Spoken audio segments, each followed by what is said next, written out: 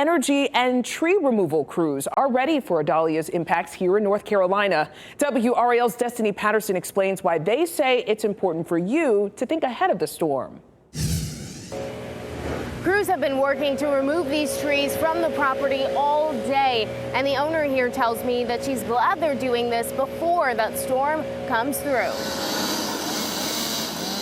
Arborist Tim Robbins says this dying tree could have turned into a true hazard over the next 24 hours. You should watch out if you have any trees leaning towards the house. In an urban environment, they can be deadly. A falling tree can also get wrapped up in power lines. That's happened several times in the past couple weeks. More so than I've seen in most years. The combination that leads to the most outages is when you have a heavy rain that softens the ground, and then that wind then can push those trees over. The impending storm comes after another strong one blew through the triangle. The winds and rain that are coming with this storm just might be the coup de grace or the final blow to those trees that have already been weakened. Duke Energy spokesperson Jeff Brooks says the company has more than 3,000 extra crews if needed. In Florida, we've moved our Midwest crews down to help in that area.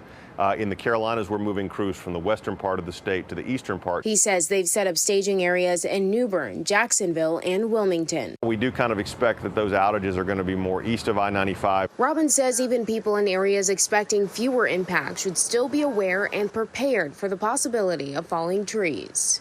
Both Brooks and Ribbon say that trees are a blessing to the area, but they also say that they're major contributors to both damage and power outages in the area when storms come through.